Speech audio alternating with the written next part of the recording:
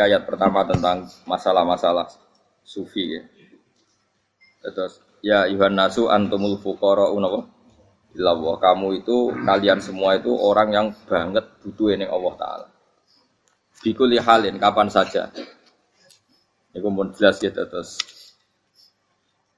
cara pandang diingatkan iya sya'idzikum bayatin apa bi khalqin jadid. Kalian semua harus bayangkan bahwa setiap saat Allah bisa saja menghilangkan kita kemudian mengganti dengan makhluk yang apa? Baru, terus yang lain wa madzalika 'ala wa bi aziz, dan itu bagi Allah itu mudah sekali. Nggih kula bolak-balik matur gitu. Terus dalam ilmu hakikat diterangkan manusia itu memberi kontribusi pada pilihannya itu tidak sampai 1%, mungkin tidak sampai. Misalnya kalau orang ditanya kenapa makanan ini enak, ya jawabnya biasanya gampang karena ini sate, kebetulan saya suka sate, terus bilang enak. Begitu juga misalnya hubungan suami istri, senang kumpul bojo mergo ayu dan sebagainya. Ya itu yang mudah diomongkan. Tapi misalnya bayangkan kayak pas mangan sate enak terus gempa. Padahal satenya tetap enak. Kamu ya tetap sehat. Tapi gara-gara gempa menjadi tidak enak. Berarti yang benar kan mangan sate gue enak, syaratnya gak pas garam gempa. Ono syarat meneh, ora konangan sing utangi. Padha kowe ngloni bojomu sing ayu, iku syarat enak iku kudu ora ono gempa. Ora pas ngamuk. Pas ngamuk lah ya tetep ayu, tapi kan kowe ora seneng. Artinya gini loh. Ketika manusia mengatakan mampu, sebenarnya ada sekian hal yang manusia itu tidak ikut melakukannya, tidak ikut menciptakannya. Misalnya kowe nyupir, supiranem enak, punya pengalaman, tidak kecelakaan karena apa? Nyupir kowe enak, mobilku normal. Mobilmu normal lah, tewabrak mobil ya mabuk apa?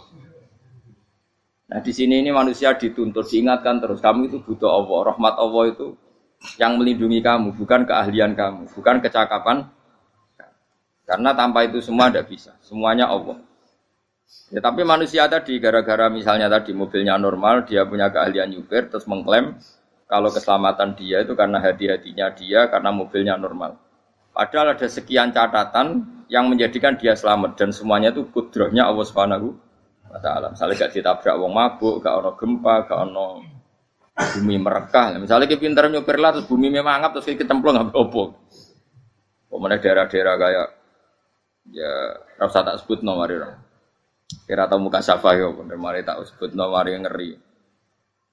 Intinya Indonesia ora aman, tapi kita tenang aja satunya ora aman kabeh, ora sing aman. Ora usah kuwatir likuifaksi, ora usah kuwatir meteor jatuh, kabeh ya potensi napa?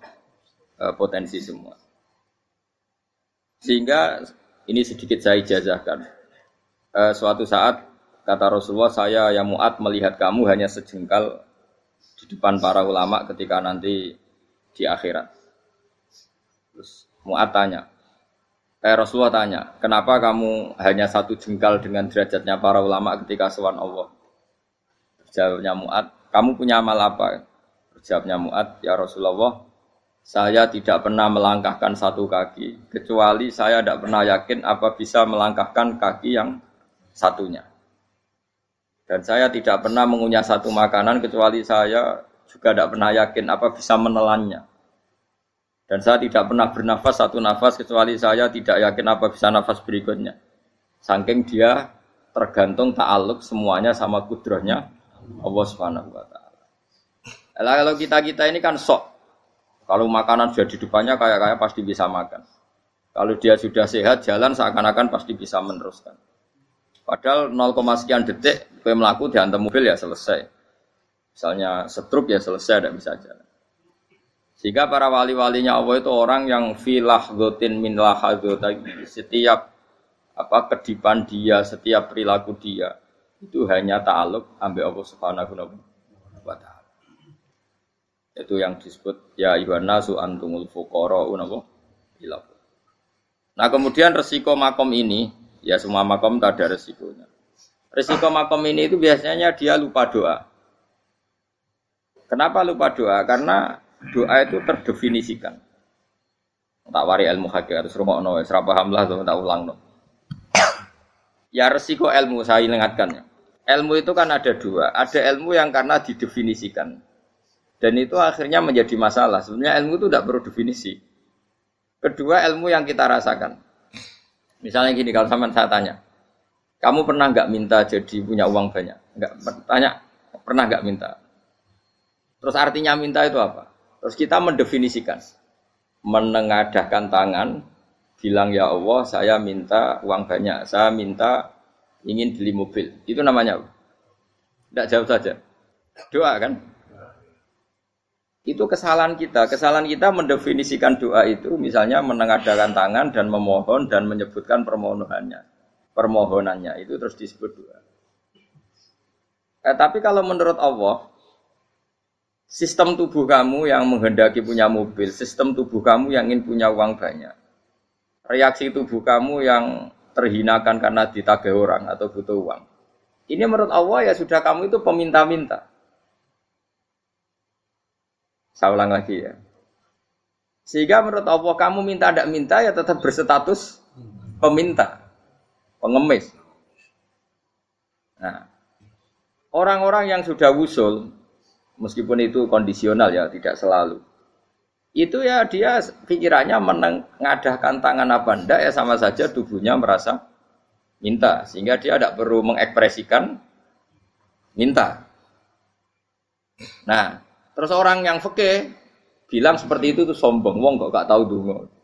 Sebetulnya keliru vonis orang fikih. Bagaimana mungkin dikatakan sombong? Dia reaksi tubuhnya, elemen tubuhnya sebetulnya meminta. Dia tidak berkategori meminta karena ilmu kadung didefinisikan kalau minta itu yang seperti ini. Itu kan lama. Nanti kalau suatu saat Indonesia yang kuasa itu terlalu NU atau terlalu yang tidak NU, lama-lama ada definisi. Misalnya yang dikatakan tahlilan itu apa? Ya bid'ah, Nabi tidak pernah tahlilan. Sahabat tidak pernah nahlilin Nabi, malah nggak kaji Nabi jadi tahlil. Mana nih tahlilan jalukno sepuro mayit, kaji Nabi jalukno sepuro. Sehingga dengan tradisi itu tahlil itu masuk definisi bid'ah, karena nggak pernah dilakukan sahabat dan para tabi'in. Ya salahnya kamu definisikan. Tapi kalau udah kamu definisikan, diarani tahlil, ya mau la ilaha illallah. Terus, mungkinkah satu bacaan la ilaha illallah dilarang? Wong ra oleh maca kalimat tauhid. Jadi misalnya tahlil iku nafadno kalimat tauhid. Mau ketok ora ngara iso dilarang, tapi nak tahlil iku mitung dinane mayit kaya Buddha. Soalnya kriminal. Enak.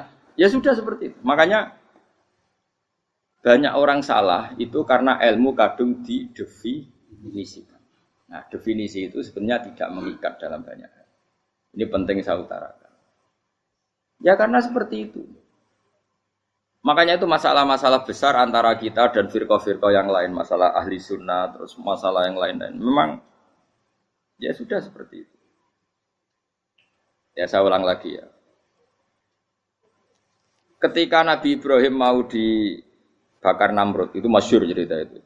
Dan kemudian jadi namanya Habib Syahid.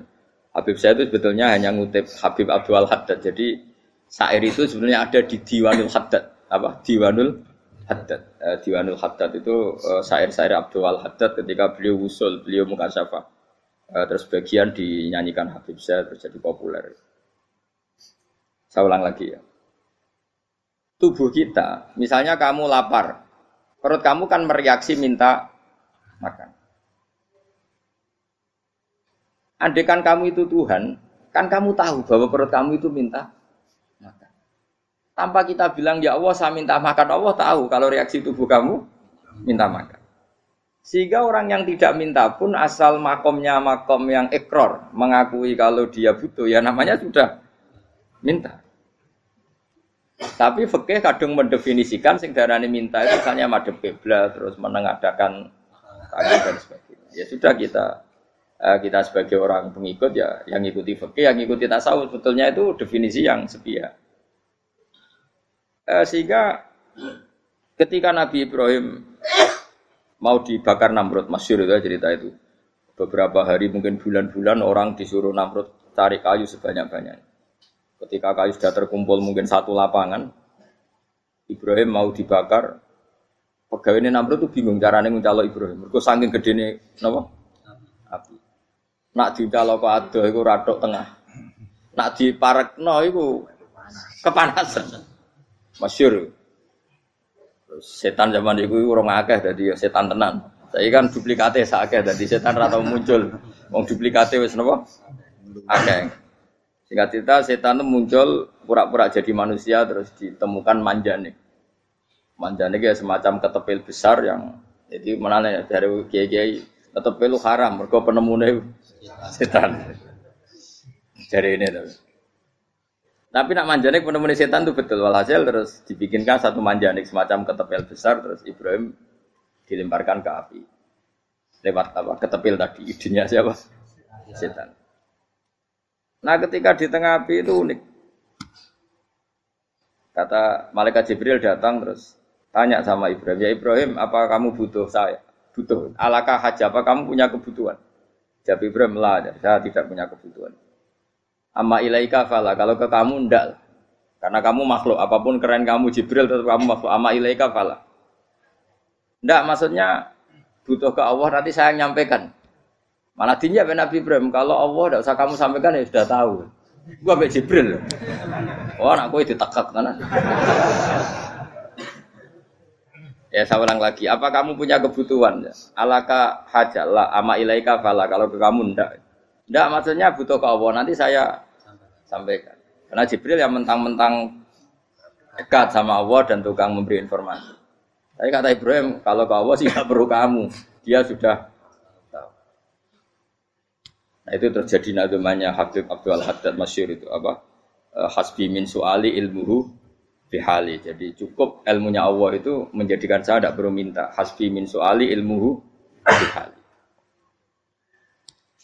Jadi ada kondisi tertentu yang para wali itu, saya ulang lagi, kondisi tertentu yang para wali itu ya tidak minta. Tapi kalau itu ditiru jenengan semua ini jadi keangkuhan. Kenapa? Wes ora ndonga tangani ditenengahno, atine ora eling pangeran, kan akhirnya nak njaluk tenan. Jadi aja niru wali-wali. Nah wali-wali itu kan misalnya tangannya tidak menengadah tapi semua sistem tubuhnya merasa butuh sama. Saya itu pernah ya, tapi itu kondisional dan saya juga ngulang tidak mesti bisa. Ketika saya umroh itu pernah saya ada satu kondisi itu doa ya di putaran pertama. Di putaran pertama saya berdoa ya agak banyak di multazam. Putaran kedua mau berdoa sudah tidak berani lagi. Sampai ke-7. Hari kedua ya tidak berani, hari ketiga tidak berani. Nah seperti itu tidak bisa dibuat-buat meskipun saya juga agak ingin. Tapi ya pas itu ya nggak bisa. Gara-gara itu korban kitab hikam, ya kitab hikam yang terkenal. Kitab hikam itu pernah cerita gini. Rubbama dallahum al-adab ala tarkit tolab. Terus di antara makalahnya itu wa inna ma yunabbahu man yajuzu alaihil ikhfal. Tapi kamu jangan niru dosa kan.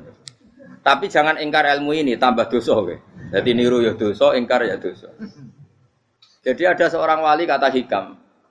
Kadang-kadang seorang wali itu mau doa diulang itu sungkan. Kenapa? Yang perlu diingatkan itu yang potensi lupa. Allah kan masih ingat doa kemarin.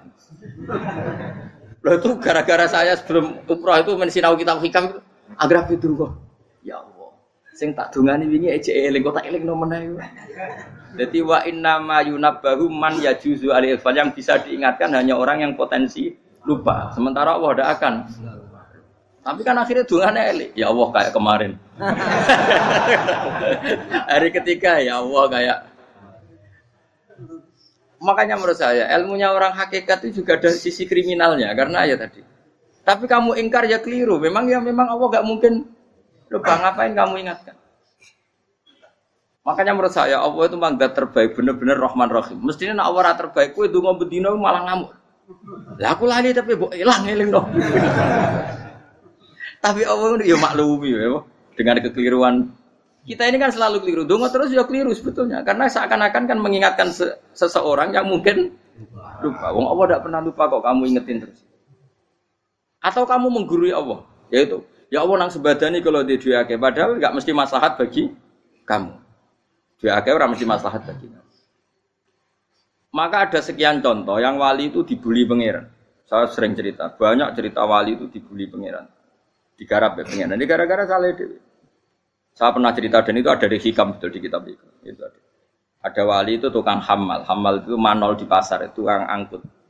Jadi kalau ada orang bawa barang berat diangkut dia, terus misalnya kalau dulu mungkin ya ke kereta atau ke singkat cerita terus diupahi.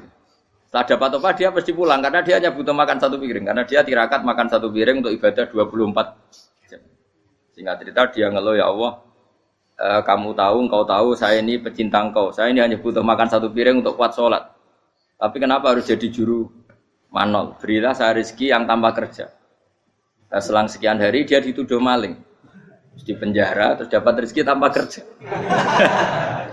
Dia ya Allah kenapa jadinya gini? Kan kamu minta rezeki tanpa kerja. Ya itu penjara itu rezeki tanpa kerja kan. Jadi Allah memperlakukan para walinya itu memang unik. Ya kadang dibully. Sehingga dalam cerita-cerita kenabian kata Qadiyat itu enggak ada orang yang sering dibully Allah kayak nabinya. Karena nabi itu orang yang dicintai Allah. Jika salah sedikit saja itu cara pangeran itu cara kampus itu digarap pokoknya diploncol pokoknya salah sedikit. Misalnya begini, Nabi Yakub itu kan nabi. Dia mungkin nyon sewu enggak tersadar nyembelih anak sapi itu di depan indukannya.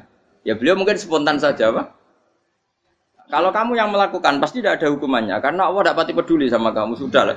Artinya enggak peduli salah pantas saya ora jelas ya gitu. Tapi ini nabi. Ketika itu terus indukannya sapi tadi, ya Allah, Yakub itu kekasihmu. Saya tidak berani sama dia karena dia kekasih. Tapi saya tetap menuntut keadilan. Dia harus merasakan susahnya dipisah dengan anak.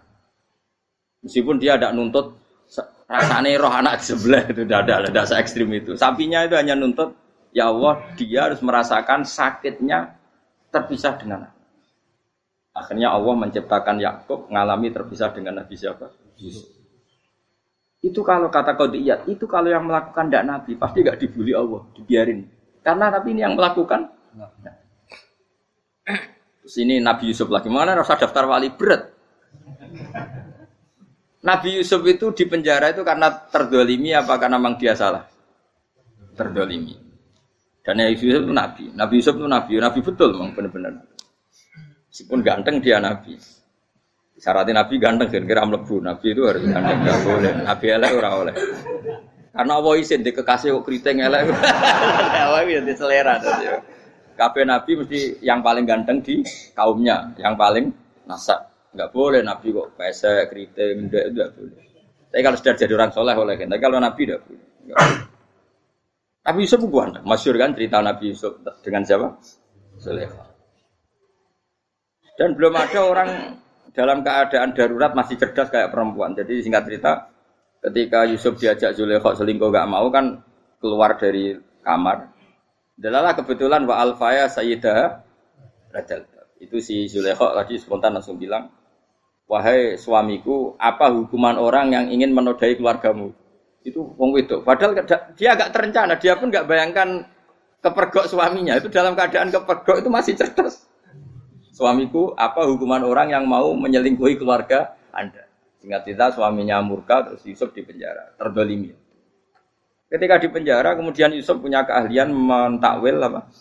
Mimpi. Kan tadi suaminya Zulaikha itu tidak sampai raja ya kira-kira PM atau menteri lah. Raja itu punya mimpi yang bisa nakwil itu hanya Yusuf. Singkat cerita terus utusan raja datang ke Yusuf dan takwilan Yusuf terbukti benar. Tapi Yusuf ini seorang nabi, saya ulang lagi Yusuf seorang nabi dia tapi ya manusia. Bilang gini ke utusannya, coba bilangkan ke raja kamu di penjara ini ada orang yang di penjara secara terzalimi yaitu saya. Tolong laporkan ke majikan. Itu Allah tersinggungnya itu bukan main. Nabi kok lapor makhluk. Itu tersinggung. Nah kowe kan gak piye-piye. Kowe ngajono proposal apa ora piye-piye. Wis pokoke Allah mek kowe ora piye-piye wis. Wong sampean swargane ya ora langsung wae ngono pokoke kira-kira kan sudah enggak perlu ditegur. Makanya fa'an sahu syaitanu dzikra rabbi fala bitha fi sijni bid'asi. Maka Allah mentakdirkan utusan raja tadi itu lupa melaporkan peristiwa Yusuf ke raja tadi. Sehingga raja enggak pernah dengar kalau ada orang di penjara karena Allah tersinggung. Wong kowe ku nabi kok lapure ambek ambek penguasa. Ngono tok iku wis Allah tersinggung. Karena dia nabi, enggak boleh nabi lapor makhluk. Jadi Allah itu dengan nabi itu sangat-sangat sensitif. Sangat-sangat sensitif. Ya begitu. Terus cerita yang terkenal, meskipun ini enggak ada di Quran, Nabi Musa. Nabi Musa itu pernah sakit gigi. Karena dia mentang-mentang kalimullah, orang yang sering komunikasi dengan Allah, minta ya Allah, tolong tunjukkan obat gigi saya itu apa. Nah, ini sama Allah dikasih tahu. Kamu ngunyah suket ini, gitu. rumput ini kamu kunyah, nanti pasti sembuh. Karena resepnya dari Allah ya pasti mujarab, kan enggak ke dokter. Singkat cerita dikunyah terus sembuh. Suatu saat dia sakit gigi lagi, enggak konsultasi lagi karena masih punya resep tadi kopian apa? Resep. Dia datang nyari suket yang sama dikunyah tambah sakit. Tanya sama Allah, ya Allah ini kan resepnya yang sama, kenapa tambah sakit? Kata Allah, kamu itu kekasihku. Ora nak sing ngobati ku aku ra suket sembrono. Semenjak itu Nabi Musa ora pernah resep lagi sudah. Andikan tuh kamu, pasti Allah juga enggak tersinggung. Makanya kata Qadiyat, kenapa para nabi sering ditegur itu bukan karena Allah murka, nabi itu beda. Jadi kesalahan kecil atau apa-apa yang menurut kita ada salah itu untuk nabi salah. Makanya di ahli sunnah ada kaidah apa? Mimba bi hasanatil abror sayyi'atul muqarrabin. Pernah dengar kaidah apa? Mimba bi hasanatil abror sayyi'atul muqarrabin. Sesuatu kalau dilakukan umumnya orang itu hasanah atau kebaikan, tapi kalau dilakukan para nabi itu salah. Karena apa ya? Saking dekatnya dengan Allah. Ulang lagi apa? Mimba bi hasanatil abror sayyi'atul muqarrabin. Jadi nabi itu beda. Nah, para nabi itu orang-orang yang mengalami fikir yang doa resmi kayak siapa tadi? Definisi fikir ya sering. Kayak definisi orang tasawuf yang sering. Sehingga ketika Nabi berdoa, ya memang secara disiplin ilmu yang namanya berdoa, ya minta Allah dengan mengadakan tangan. Ketika enggak berdoa, karena Nabi sadar Allah tidak perlu diingatkan lagi, pasti masih ingat. Gitu. Jadi dua-duanya benar terus. Makanya Nabi itu lam yazal fitaroki, Nabi itu selalu naik derajatnya. Karena pas minta ya benar, pas tidak minta ya. Kalau kamu turun terus. Pas minta itu karena tomak kamu, hadun nafsi kamu, serakah kamu, tapi enggak tahu diri pantas taura dengan permintaan. Kayak gue misalnya jongo dia jadi wali, iso Allah tersinggung. Bocah atau tirakat atau jalur jadi wali. Tapi gak dongo ya Allah tersinggung. Kere ra tau dongo. Jadi orang kalau ndak wali itu sudah keliru terus. Ya muga di sepuro, tapi tak kira iku akeh salah. Ya jajal ke dongo yo koyo wali kok sabtu kok dirjelan. Kira-kira Allah tersinggung ngopo nyembadani? Kira-kira tersinggung. Tapi misalnya kira tahu dongo kepengen kau Imam Syafi'i, apa yang tersinggung? Bocah ora di idola. Terus piye Gus? Piye kadung salah biasa wae. Wis bakat salah no. Bakat salah. Ini sedungane sing gampang itu mesti bener. Rabbana dzalamna anfusana wa lam taghfir lana wa tarhamna lanakunanna minal khasirin. Saya pernah punya kitab dan kitab itu menurut saya luar biasa. Bahkan ketika adu bully itu, adu cara mahasiswa itu kayak pelonconan itu. Nabi sama Nabi pengiran gitu. Dan itu sekali yang satu salah melakukan disiplin ilmu, pengiran itu degradasi. Dan Allah memang mengancam gitu. Kalau kamu melanggar ini, la'ah biton namin diwanin nubuah. Nanti la'am kuan namin diwanin nubuah. Kamu saya hapus dari buku kenabian. Tes-tesannya ya lucu. Misalnya begini. Kata Nabi Musa kan ditanya. Ketika dia khutbah ditanya orang. Siapa orang paling alim ya Nabi Allah? Sekarang orang paling alim itu siapa? Nabi Musa jawab, saya kan. Ya itu Allah tersinggung karena wong kok mletene ngono. Tapi andai kan Nabi Musa kok jawab Fauzi, itu salah. Oh, tambah salah meneh.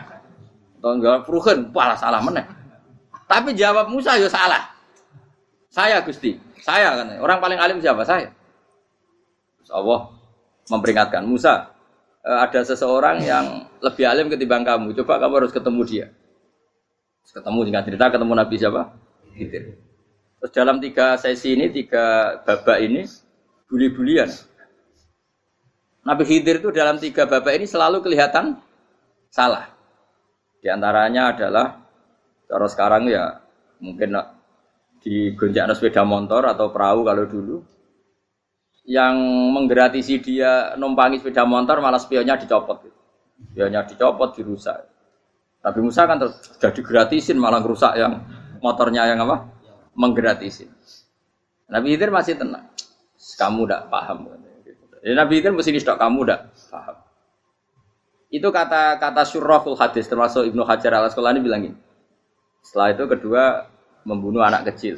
Musa tambah marah. Anak yang belum punya dosa kok kamu sampai 3 kali ada 3 peristiwa. Itu kata syurrahul hadis. Andai kan Musa kok diam tidak protes, maka dia akan disalahkan Allah. Karena dia berarti membiarkan kemungkaran di depan matanya tanpa reaksi. Jadi sebetulnya ketika Musa berontak itu Nabi Khidir, Nabi tenan gitu. Jadi itu kan unik. Tapi berontak yo disalahno. Dadi angel sandi tes-tesan dadi nabi ku yo angel. Misalnya kok Nabi Musa itu koyok model santri Jawa Timur. Nabi Khidir salah, nggih nderek mawon. Ya ora nabi jero barang mungkar. Menengae. Berarti yo nabi goblok ngono kira-kira. Maka ya memang Musa harus konsisten seperti itu, harus demo terus. Kayak saya misalnya sebagai kiai fikih, kiai ya harus seperti ini cara mulang saya. Enggak boleh saya misalnya terus anut mulang terus tawadhu semeneng terus ora karu-karuan. Jadi andekan Musa kok tidak protes itu malah salah. Ya memang harus. Dan itu Nabi Khidir dia, Nabi tenan. Makanya Nabi Khidir akhirnya respect. Tidak ada hati sebaik kamu Musa. Risi itu gak nyaman ketika melihat kemungkaran. Jadi itu sebenarnya poin. Tapi lucunya Nabi Khidir yang nyalan. Takkan dari rasa takok, amen takok. Tapi ya disalah no. Ya aku cari Nabi Musa. Ya jajal, gawe peristiwa meneh aku tak sabar rata kok. Bareng. Kon jajal neh. Bareng dijajal ya protes meneh. Bareng protes meneh, tinggal 1 kali kesempatan. Kowe takok meneh wis ora dadi murid. Dikasih kesempatan lagi, ya protes meneh dek umat. Tapi itu justru itu menjadi kelebihannya Nabi Musa karena syarat seorang nabi adalah al-musara'ah ila ingkaril munkar kata Ibnu Hajar Al-Asqalani. Syarat seorang nabi adalah secepat ngingkari sesuatu yang mungkar. Enggak boleh. Ya toh kan misalnya kita jadi murid terus gurumu itu gandeng artis atau gandeng penyanyi dangdut. Dia derek mawon. Jadi guru murid goblok. Tapi kowe ngloroi guru tersinggung. Ora roh hikmah iku. Kan bingung no. De guru ngene kok bingung no. Soale ki de guru jadab dorong Jawa Timur apa? Gurumu gandeng penyanyi dangdut. Reaksimu piye? Jek takok. Ayo lho, nak elek kan gak iri. Biasanya nak elek itu ra iri. Sekarepmu, Pak. Sing ayu, sing potensi iri. Kira-kira reaksi kamu itu milih derek mawon apa berontak? Golek oh, nak gurumu wong alim mesti nak pasti meneng. Muridku goblok, gak sensitif. Roh barang mungkar dilakukan di depannya kok tidak reaksi, tidak protes. Geblek tenan. Tapi lucunya guru mau nak protes ya. Gak duwe akhlak gitu. Guru lagi senenge kok ora oleh. Nah Nabi itu kan buli-bulian. Jadi Nabi Khidir dengan Nabi Musa itu tepat-tepat. Karena 2 orang ini sama-sama kekasih Allah. Itu Nabi Musa justru barokahnya itu dia tidak pernah klasmennya di bawah Nabi Khidir. Semua ulama sepakat klasmennya Musa tetap di atas Nabi Khidir. Sehingga yang berlaku ya tetap ilmunya Nabi Musa bahwa membunuh anak kecil tidak boleh, merusak perahu milik orang lain tidak boleh. Karena Allah tetap lebih respect dengan ilmunya Nabi Musa. Nabi Khidir tetap ilmunya enggak dipakai meskipun dia disebut hakikat. Karena ilmunya Nabi Khidir ngani ngoyo. Ngani ngoyo wong ape mutusno ngenteni nginceng Lauh Mahfuz. Lah sing iso iku sapa? Barang ra mungkin kok. Mulane Nabi Khidir terakhir menutup kalimatnya wa ma fa'altuhu an amri.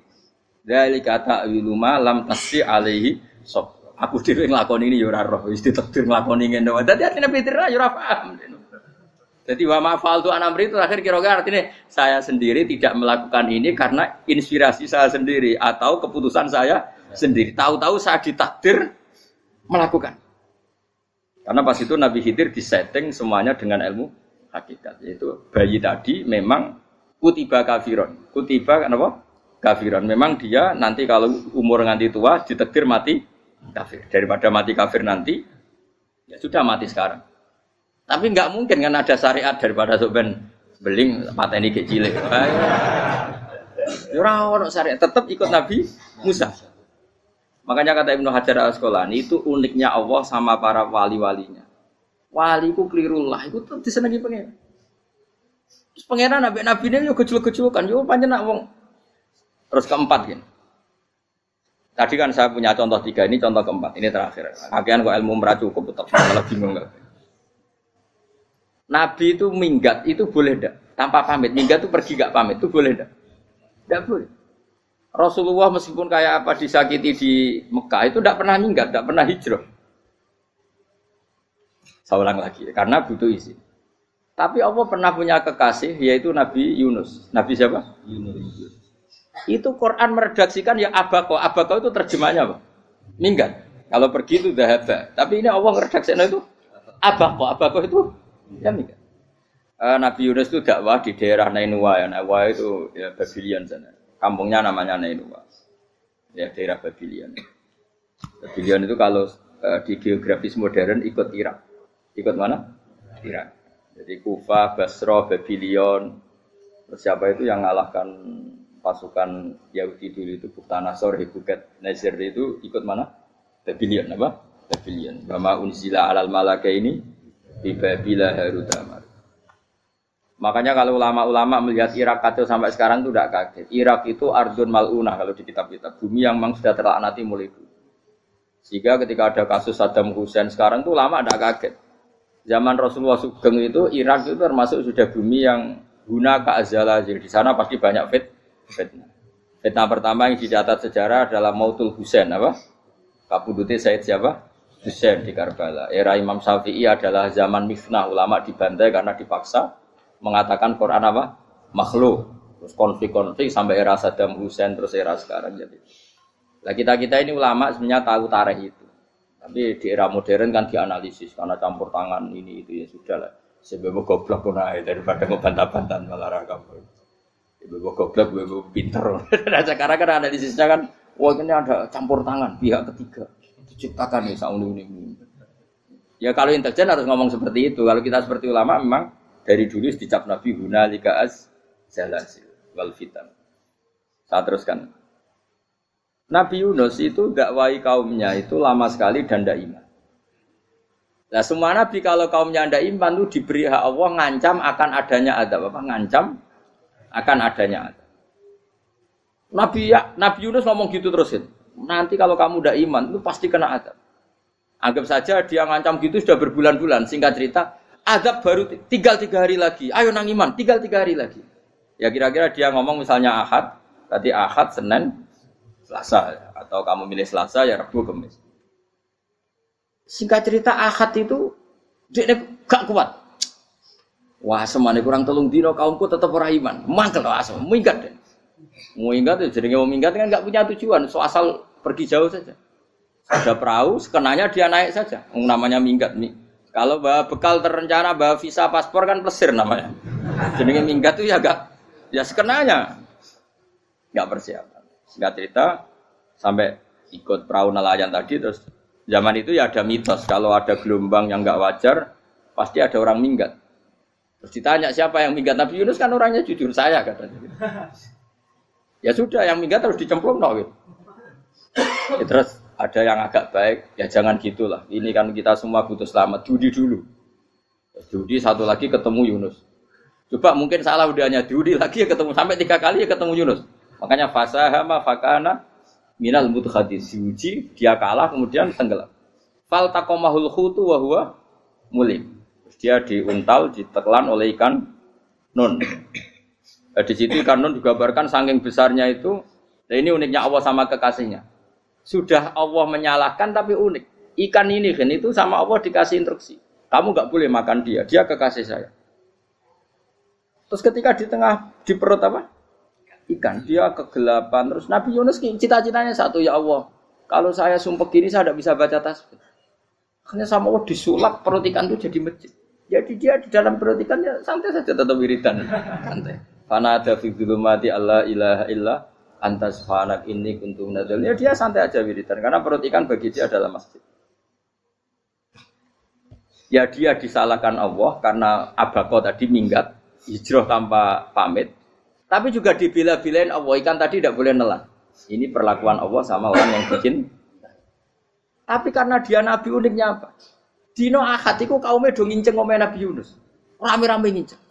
Lucunya cara nginceng gini. Nak Yunus ning omah berarti bodoh nih. Wong omahe ana adab kok dene tengok-tengok. Bareng dinceng Nabi Yunus tuh gak ada. Oh tenan ana adab. Mulane wonge rawani ning omah. Itu unike pangeran. Jadi umpama dekne ra minggat ya salah. Umpama dekne ora minggat berarti kaume jare apa ana adab ana gempa bumi liku faksi kok dekne ning omah. Lah nek ana tenan ra mlayu. Nyatane gak mlayu. Dadi mbok Allah didesain minggat. Tapi nek minggat jadi salah Nabi yo ora pamit. Makanya masyhur saya itu punya kitab karangannya Habib Alim Alamah, mbah-mbahnya Habib Anis, Habib Ali bin Husain yang ngarang apa? Ali bin Muhammad bin Husain karang yang Simtud Duror itu. Itu diantara doanya gini. Tapi jangan tiru loh, biar awal gimana. Aku rawan ini loh. Cuma saya hafal secara ilmu, tapi saya tidak berani. Waj'al sayyiati man ahbabta. Ya Allah, jadikan kesalahan saya itu kesalahan orang yang kau cintai. Terus pokoknya salah lagi jadi pengiran kadung seneng, salah lagi ya capek wae wong seneng. Waj'al sayyiati man ahbab. Terus kowe lah dimanja wong tuamu, anak paling disayang. Salah wae lucu. Kowe cah cilik. Kowe seneng cah cilik. Salah wae. Cano gelas ya lucu, tiba ya lucu. Tibane cah tuwek-tuwek. Bocah jelalatan, mulane tiba. Nah itu bareng kau nginceng omahe Nabi Yunus gak ono wong. Wah, berarti adab mau turun betul. Andai kan adab ndak jadi turun, pasti Nabi Yunus berani di tenang. Wes. Bareng mulai malam Kamis, adab itu sudah kelihatan. Ada puting beliung, ada apa, sudah jelas pasti ada adab. Kaum yang lapangan tobat. Tobat finish. Secara bal-balan menit-menit apa? Terakhir. Woi, ambek pengiran ditampa tobaté. Wes gak sida tak adab wong kowe tobat. Singkat cerita Nabi Yunus hari ketiga atau apa dia selamat. Pakai versi yang umum saja. Selamat faltaqamaul hutu bahwa falaula annahu kana minal musabbihin la bi batni la yaumi yubasir. Akhirnya dimuntahkan sama ikan don tadi terus dia keluar. Barang keluar tanya-tanya kabar gimana kabar kampung Nenuwa baik-baik saja. Kabar awani mulai karena dia tahu kalau orang bohong itu dihukum mati. Padahal dia bohong katanya Kemis itu ada adab ternyata kampungnya baik-baik. Padahal baik-baiknya karena mereka tobat. Jadi masyarakatnya nyari dia karena mau iman. Si nabinya agak berani pulang karena nanti dihukum mati. Aku pangeran ambek kekasih itu dia. Pangeran yo bully itu. Oh itu gue beda-bedaan. Wong kekasih pangeran mbek aku ora ngerti pito langsung diadab. Jadi pangeran ambek kekasih iku beda ora koyo akhirnya Yunus ramane mulai. Wah nak mulai aku disiksa. Perkara nih kalau pembohong itu dihukum mati. Masyarakat yang goleki tenan, mergo nalem Kemis ku ono azab tenan. Cuma terus do tobat. Disebut falau laka nasqaryatun amanat fanafa'aha imanuha illa qauma Yunus lamma amanu kasyafna anhum adzabal khizyi fil hayatid dunya. Enggak ada kampung yang saya adab kecuali kasil tak adab, kecuali kaum Nabi Yunus. Aku wis meh ngadab lho, pas menit terakhir peta adab tobat. Akhirnya ra sida jare pangeran. Iku kaum Nabi sinten? Iku ya barokah minggate Nabi Yunus. Lah iku nabi. Wong kliru kok barokah. Iku nabi. Umpama Nabi Yunus ora minggat, kaume berpikir Yunus bohong. Wong ape ana azab kok tengok-tengok ning omah. Tapi pas minggat tenan ya disalahno pangeran, minggat kok gak paham. Amalane kira usah protes. Wali iku beda, kekasih pangeran. Itu sama dengan sing dialami Rasulullah sallallahu alaihi wasallam ning Sulhul Hudaybiyah. Semua perjanjian itu salah secara hukum fikih. Bukan salah lagi, sangat salah cara ukuran fikih. Sehingga semua sahabat itu protes kecuali Abu Bakar As-Siddiq. Cuma semuanya ngomong Umar, tapi semua sahabat akhirnya ya mencoba di antara perjanjian gini. Pertama kan enggak biar sampean enggak terlalu jadi teroris, enggak terlalu jadi ekstremis. Memang ya ora usah jadi teroris, ya ora terlalu jadi teroris. Semua itu mungkin, Kang. Ning dunia semuanya mungkin. Singkat cerita Nabi itu sudah di Hudaybiyah. Hudaybiyah dengan Mekah kan tinggal sekitar paling 40 kilo. Saya pernah itikaf di masjid yang pernah dipakai Hudaybiyah. Kan sekarang jadi mikot ya. Termasuk mikot umroh di Mekah kan apa? Hudaybiyah kan mikot di yang terkenal kan apa? Jirona, Tanim, Hudaybiyah. Itu perjanjiannya tuh gini. Perwakilan dari Quraisy namanya Suhail bin Amr, siapa? Suhail bin Amr. Perjanjiannya gini, Muhammad kamu tidak boleh masuk Mekah. Kamu boleh masuk Mekah itu tahun depan. Padahal Nabi sudah bilang ke para sahabatnya, ayo kita umroh. Dan diberi hak umroh. Tapi setelah sekitar 40 kilo masuk Mekah, dicegat sama orang kafir Quraisy. Lah, Nabi sakit tenan. Nabi kadung mentafsir, memberi berita gembira, saya mimpi kalian masuk tanah haram aminina mukhalikin, aman semua. Semuanya bercukur gundul atau mencetak rambut. Pokoknya kata sahabat senang sekali karena mimpi Rasulullah tidak pernah apa? Enggak pernah salah. Bareng di situ di antara perjanjiannya hadza ma kataba ali Muhammad Rasulullah. Ini perjanjian yang ditulis Muhammad Rasulullah. Kata Suhail, hapus kata Muhammad Rasulullah. Kalau saya tahu kamu Rasulullah tidak saya perangi, tulis Muhammad bin Abdullah. Kata Rasulullah, ya Ali hapus tulisan Muhammad Rasulullah. Kata Ali, tidak saya akan menghapus setelah Muhammad Rasulullah. Jadi Nabi unik. Hapus gak popoli, masih bu hapus aku tetap Rasulullah. Tulisan Jadi Nabi ya rileks saja. Tapi Ali katanya, fawwama ana bimakhihi abadan. Saya tidak akan menghapus tulisan itu selamanya. Kata Nabi, kowe nek ra gelem ngapus, tanganku didono, aku sing ngapus. Nabi kan umi tidak bisa baca terus. Tangannya Nabi sendiri yang dilewatkan Ali ke tulisan itu sehingga terhapus. Nabi ya rileks. Wong tulisan wae aku ora ditulis Rasulullah ya tetap Rasulullah. Nabi masih rileks.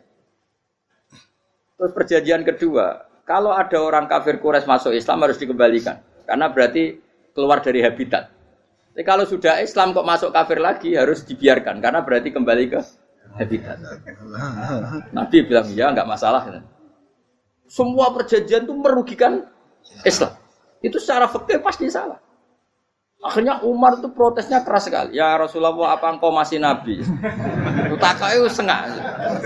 Apa engkau masih nabi? Dan Nabi jawab santai, bala ya saya masih nabi.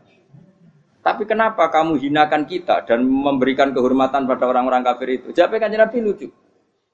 Ya agama itu kayak pangeran. Masih aku perjanjian yang ngono kok pangeran sing angkat agama iki tenang wae. Kan Nabi ku yo perjanjian mek manusa gampang. Jadi Nabi itu sange imannya Allah tetap yu'izzu hadaddin. Allah pasti memuliakan ini agama. Apapun perjanjian yang diciptakan manusia. Makanya bapak saya, Mbah Mun guru saya itu ngaram-ngaram tenan mikir Islam. Islam mbok pikir haram, ono sing duwe. Ben ngono. Dunya rusak kok ben. Tetep Islam itu mulya. Rasa mbok pikir wis keliru-keliru lah perjanjiane dunya keliru lah. Lho coba Uni Soviet kayak apa hegemoninya? Kayak apa kuatnya Uni Soviet? 100 tahun mengkooptasi Uzbek, Tajikistan dan tapi apa bisa menghilangkan keimannya orang Uzbek Ceknya? Ketika Uni Soviet bubar langsung malah negara-negara itu jadi persemakmuran yang negara apa? Indonesia kayak apa dikooptasi? PKI, dijajah Londo 350. Mbah Soleh Darat alim zaman Londo, buyut-buyutku alim zaman Londo. Iku semondok Mekah ya alim. Zaman PKI akeh wong alim. Saiki ayo, zaman Islam Nusantara apa ono sing alim koyo. Berarti Islam menarik zaman wis diregani negara, zaman rung dinegani negara iku wis mul. Karena ini agama milik Allah. Punya ketahanan yang luar. Ya, sampeyan dari Nabi tentang kayak perjanjian salah lah, gak apa-apa. Inna wa ta'ala a'azza hadati. Inna wa ta'ala la yudhi'u dinahu wa la yudhi'u. Pokoknya pangeran bakal ngembar agamanya orang masalah perjanjian keliru lah. Perjanjian ketiga itu semuanya merugikan Islam. Tapi apa kata Abu Bakar ketika protes Nabi gak dijawab, datang ke Abu Bakar. Menurut kamu gimana? Jawab Abu Bakar lucu. Makanya ini menunjukkan makanya kenapa ahli sunnah berkeyakinan afdhalus sahabat itu siapa? Jawab Abu Bakar. Wes samar, perjanjiannya keliru lah, wes keliru lah. Kayak gremeng-gremeng santai gremeng. Tapi la tadkhul bainahu wa baina habib. Kamu jangan masuk wilayah itu hubungannya orang yang terkasih sama kekasihnya. Wes gak masuk akal lah semuni menengah. Ya sehingga ya sudah Allah ternyata nah perjanjian keempat ini yang agak Nabi hanya minta gini toh. Itu saya turuti semua tapi saya minta satu hal kata Nabi. bolehkan diskusi tentang Islam terbuka. Makanya diskusi terbuka itu baru kata Nabi. Jangan larang orang mendiskusikan Islam. Itu tok mintanya.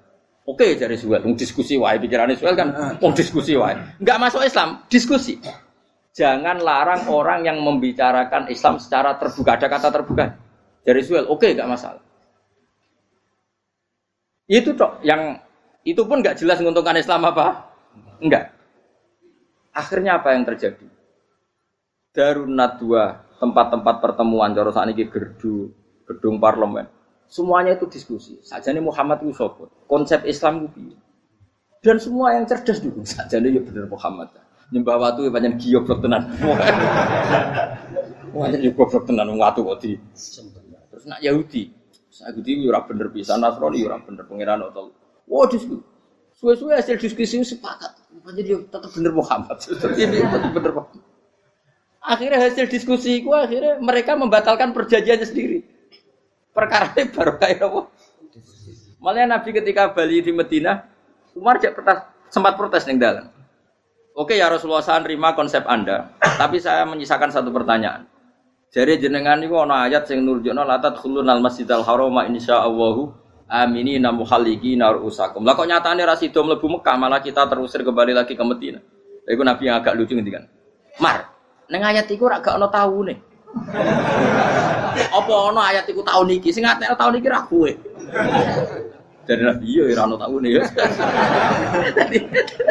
Ora ana taune kok tauni dhewe kan kira-kira.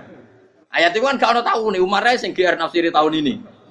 Wong awam suatu saat kamu akan masuk Masjidil Haram. Tapi kan gak ana taune ayat itu. Apa di ayat itu ada tahunnya Umar dan Allah bilang tahun ini ya ndak, ya sudah kalau enggak ada tahunnya ya pokoknya mesti kapan-kapan terjadi. Tapi ora saiki. Kayak sugih rugen kan gak ono tahune, ora iso. Mau aku ndongakno sugih tapi kan tanpa tahu. Iso suwi. Nah, akhirnya apa yang terjadi? Ada diskusi masif di Mekah. Setiap yang cerdas, setiap Nabi tanya Abu Sufyan siapa? Nabi mau komentar gini, sama siapa teksnya? Misluhu la yajhalul Islam. Kalau Islam sudah didiskusikan, otak secerdas Ikrimah bin Abi Jahal, secerdas ini pasti tidak bodoh tentang Islam. Maknanya pasti akal yang waras memilih. Wah, akhirnya Islam jadi masif. Ya sudah, karena Islam sudah masif, tokoh-tokohnya cenderung Islam, akhirnya perjanjian itu dibatalkan sendiri. Akhirnya waro'aitan nasa yadkhuluna fi dinillahi afwaja. Akhirnya mereka berbondong-bondong masuk. Itu artinya apa? Nabi ku gawe perjanjian cara fikih keliru wae, cara fikih cara zahire keliru wae, tetap barokah karena punya hubungan khusus dengan Allah Subhanahu wa taala. Makanya la tadkhul bainahu wa baina habib. Itu kan kayak ya sudah seperti itu. Di pangeran makanya Sayyid Ali itu Sohibu Simtidur nak donga di antara doanya waj al sayyiati man ahbab. Jadikan ya Allah kesalahan saya kesalahan orang yang engkau cinta. Karena ulama nyontono ngene, saiki Nabi Adam ambek iblis itu padha salah itu. Enggak jawab. Padha salah, iblis itu salah bodoni Nabi Adam salah. Dilarang mangan wit khuldi tetep mangan. Mok trimo rayuane sinten? Iblis. Tapi wong piye-piye pangeran ku seneng Nabi Adam. Sediluk diusir bar sumajtabahu rabbuhu fataba alaihi wa bar langsung Adam urung metu ka swarga wis diwarai. Dam kepengin tak sepuro nggih, tak warai dongane. Iblis tak diwarai. Makane kena donga, ngomong. Dadi ngene kok ya pokoke wong disenengi iku menang kan. Lah kaya aja donga iku, kowe ora bakat wali biasa wae iki cerita. Ya sudah seperti itu. Ya, tapi emang ya sudah seperti itu. Nabi Adam itu urung pati keusir tenan iku fatala qa Adam rabbihi kalimatin fataba. Jadi urung terlalu jauh dari surga. Kemana lagi pas pertama medun ke bumi ambek Allah wis diwarai beberapa kalimat sing dadekno di sepuro. Qawat al sayyiati man ahbab. Jadi penting kalau atur namanya wilayah-wilayah kenabian itu wilayah yang kita tidak pernah tahu detailnya, tapi kita yakin Nabi itu para kekasih Allah. Dan agama Islam ini juga agama paling diridhoi Maka di zaman apapun, kecewa apapun dengan perjanjian dengan negara maupun dengan dunia, Islam tetap di rumah pangeran. Wis ora usah kuat. Mikir Islam ku keliru. Nangit mayo oleh nak mikir keliru. Agamane pangeran kok iki. Saya masyhur. Sayyidina Umar itu kan khalifah paling sukses masalah futuhat. Di masalah apa? Futuhat. Dan Ibnu Umar setiap jalan-jalan itu dibully sama orang-orang. Ya Ibnu Umar, mbok ya kamu itu minta sama bapak kamu supaya dia nyebut penggantinya siapa. Atau bikin suksesi lah. Jangan kok dia khalifah sukses kemudian tidak jelas juntrungannya. Kan dia tetap mati suatu saat. Saking enggak kuatnya Abdullah bin Umar nya matur, ya Abah, engkau harus suksesi siapa ya pemimpin setelah jenengan. Lah kenapa? Orang-orang bilang kalau ada orang misalnya penggembala kambing terus ditinggal gelanggang itu dianggap dosa karena kambingnya pasti kocar. Apalagi ini urusan umat. Kamu tahu-tahu mati sebelum sesi ini pasti kacau. Umar langsung marah. Agama Islam itu enggak sama dengan kambing kata Umar. Agama Islam agamane pangeran, mesti diurusi pangeran. Aku mau khilafah. Aku mau sukses. Ben aku ora usah mikir. Engko ora diurusi pangeran. Jadi Umar itu justru sange hormatnya sama Islam itu dengan cara enggak mau mikir Islam. Enggak mikir berarti enggak khidmah ya, tetap mengkhidmati Islam. Seperti saya ini kan yang khidmati Islam lewat mulan. Tapi aku ora tahu mikir nasib Islam. Islam ora kondang piye. Ditinggal Abu Bakar mlaku, Umar mlaku. Wali songo mek kowe rak mulya wali songo. Saiki durus mudin yo mlaku, durus KUA yo mlaku. Durus mubalek sing kadang matre ku yo mlaku. Berapa kiai sing dadi oknum perkara proposal? Ya agama yo. Wong bapak udah kanca kiai ku mudin, anake mondok. Bareng saking suwene dadi mudin, zaman iku mudin urung untuk gaji negara. Anake njuk dhuwit muni spontan. Cung ora ono mati kok njuk dhuwit. Mergo nek ora ono mati ra entuk rezeki. Cung ora ono mati kok njuk dhuwit. Mun iku agama ya ra piye-piye juga. Mergo agama iki diurusi Allah. Ayo nabi palsu ben kira wae mulai Musailama sampai Musotek sampai Lia Eden. Kurang lagi. Mulai wali palsu koyo Rama Dosa Rama sapa iku. Woe ono kabeh ora masalah. Uni Soviet kayak apa mengkooptasi Ceknya Uzbek. Akhirnya ya kalah Uni Soviet. Saiki Ceknya Uzbek dadi negara apa? Islam. Kayak apa? Donald Trump, Islamfobia. Tapi sekarang orang Amerika malah berbondong-bondong masuk apa? Mbok pikir malah Islam konsepi malah rusak. Mergo itu di metodologi. Harusnya penyebaran Islam itu begini. Harusnya mbahmu kira pangeran kok muni harusnya. Wong Islam kadang melaku ya lewat mudin. Saya itu punya santri ini kisah nyata. Itu lahirnya di Bali. Itu bisa baca Fathul Mu'in. Lahirnya di Bali. Bahkan dia ketika SD itu tukang mimpin lagu Hindu.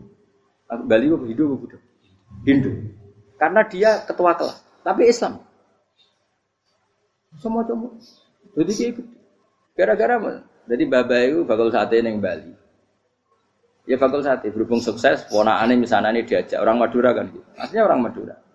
Setelah kampung itu menjadi kampung Muslim, lama-lama berkebutuhan punya mas. Berhubung wis anake kiai ana masjid mosok ora di wong alim. Akhirnya anake dipondokno di Jawa.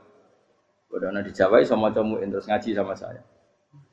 Jadi saya iki ning Bali kok ana wong ora muin, ya ana santri di Bali maca Fathul Muin. Ning Jawa kadang wong ora iso maca muin. Jadi terima bakal sate muter. Kayak Islam di Indonesia gara-gara pedagang Gujarat. Meskipun sejarah itu diperdebatkan ya gara-gara dagang. Karena mereka Muslim ya akhirnya menyebarkan apa? Jadi semudah itu Allah. Termasuk konflik Ali bin Muawiyah itu barokahnya sama susahnya konflik itu masih banyak barokahnya. Sayyidina Ali sama Sayyidina Muawiyah karena kita ahli sunnah ya tidak menyalahkan salah satu madzhab ahli sunnah. Itu barokahnya beliau konflik itu banyak sahabat yang migrasi. Ada yang ke Cina, ada yang kemana-mana. Termasuk yang diyakini para sejarawan ada yang ke Selat Malaka. Termasuk akhirnya sampai ke Baros. Barokahnya orang nggak nyaman di Yaman itu di Syria sama di Irak. Akhirnya Islam menyeb. Oh sudah. Andai kan nggak ada konflik itu, mungkin penyebarannya juga lama. Makanya saya bolak-balik bilang, setan itu ya ono goblok. Gomko ra melok ngaji saiki. Setan ora goblok piye. Kalau ada anaknya kiai 5 lanang kabeh sih, alim kabeh iku didu. Mergo rebutan pondokin. Aslinya pondok satu titik di desa itu. Misalnya yang beduan ya di Medan. Gara-gara tuh konflik itu terus sing sitok minggat ning Kalimantan. Gara-gara anak kiai yo gawe pondok ning Kalimantan. Sitok minggat ning Sumatera, anak kiai yo gawe pondok ning Sumatera. Cara setane uga ngedu, malah pondok tetap satu titik. Tapi setan iku goblok ora roh, akibat ngono iku ora roh. Akhire dulur didu menyebar. Lah wong saleh menyebar ning ndi yo menyebarkan sujud, menyebarkan Jadi setan yo ana goblok, muga-muga ora ngaji, muga nek ngaji dene roh, ana ngono ora usah ngono. Andai kan tidak diudik kan satu titik. Nggih mboten. Tapi setan niku nek ana wong saleh iku didu. Nek didu ana sing kecewa minggat. Lah mingate wong saleh ndak ape gawe apa? Mosok ape gawe dugem. Lan kula anggere ana wong saleh tukaran Gus iku tukaran gara-gara tukar sak minggat ning Papua ya alhamdulillah. Apik. Kula niku rak Gus kancaku ya Gus-Gus sing minggat ki kuat. Angger pamit kula ora tau tak tangisi. Nuwun kok minggat to. Mingate Gus ndak ganti piye. Paling yo gawe podok apa gawe opo. Lah setan nganti saiki belum tahu. Mulane muga-muga ora roh. Jadi artinya nak pangeran ngersakno iku segampang itu. Lah coba di Ponegoro kan konflik sama keluarganya yang dulu ada yang mungkin sebagian pro Belanda. Ning Sulawesi ya tetep gawe napa? Pon. Engko ning gone wis pokoke angker ning dindi. Wali Songo. Sunan Kalijaga agak pati cocok mbek buyutku Sunan Kudus. Rapati cocok akhire dakwah ning kidul di daerah kene. So akhire ono ya mono dakwah rong khatam terus dadi Islam macam-macam. Serasa diterusno. Tapi ya barokah iku ana Islam tok Tingkir, tok Solo, tok Jog. Cara rapati tukaran ya Sunan Kalijaga men ngewangi. Sunan Kudus, Sunan Bonang ning gone. Berhubung barokah tukaran sithik-sithik. Jadi bahasa saya itu buyut-buyut itu Sunan Kudus itu luwih dukung Arya napa? Penangsa. Sing Kalijaga dukung wong kene itu. Stowijaya. Mbok wae ora usah diterus-terusno. Wae saiki wong Jogja diulang Kudus. Buyut-buyut kula niku tiyang Kudus. Wis ora usah dijero-jero. Jelas barokah. Mau ora tukaran ya utak-utak ning Pantura. Barokah tukaran ya to. Ya itu. Tapi ora usah terus nang ngono tukaran barokah ora usah muni ngono. Pokoke nek pengangeran sing ngersakno kabeh baro. Tapi ora usah diciptakan. Ana suami istri pegatan terus. Ya kadang ya barokah sing wedok untuk bojo luwih bener. Akhirnya alhamdulillah saiki bojoku apik. Padahal sing lanang tau GR, mak pegat iso apa ya piye malah apik. Iku pangeran. Makanya mikir Islam yo mikir. Sekarang kan ndak orang terlalu semangat Islam terus dia konsep Islam harus menguasai negara, akhirnya memaksakan jadi pemimpin. Jadi Islam harus kultural. Akhirnya kejawen Islam. Muat Islam kudu kaya, jebule kedunyan deknane. Islam kudu fakir, bebas hisab, kefikiran akhirnya buruh Cina. Justru kakean konsep wis mari kuat. Lah ya ana sing, "Wah Islam kudu sugih, nek sugih ben kuat." Jebule bareng sugih kedo. Ana sing milih fakir ae ben tambah hisab, kefikiran Islam buruh Cina. Islam harus merebut negara supaya ada konsep khilafah. Pas ngrebute wis ngafir-ngafir wong akeh. Pas prosesnya wis dadekno perkara. Islam harus kultural, jebule main gong wae malah. Sindenan terus. Rasido dakwah, mergo kakean apa? Kultur. Ora usah dikonsep, wis ben mlaku. Pangeran dhewe sing ngatur Islam. Kayak apa agama ini pernah ditinggal orang-orang terbaik? Mulai para sahabat tabi'in sampai wali songo, nyatanya tetap berjalan. Iku nunjukno agama ini diurusi Allah Subhanahu wa taala. Napa khidmah wae? Kayak saya yang mengkhidmati Islam. Khidmah itu berbakti memberi pelayanan pada Islam. Tapi ora usah ngrasa mimpin apa Islam, apalagi membuat konsep untuk Islam. Justru konsep kita ini nanti yang merusak.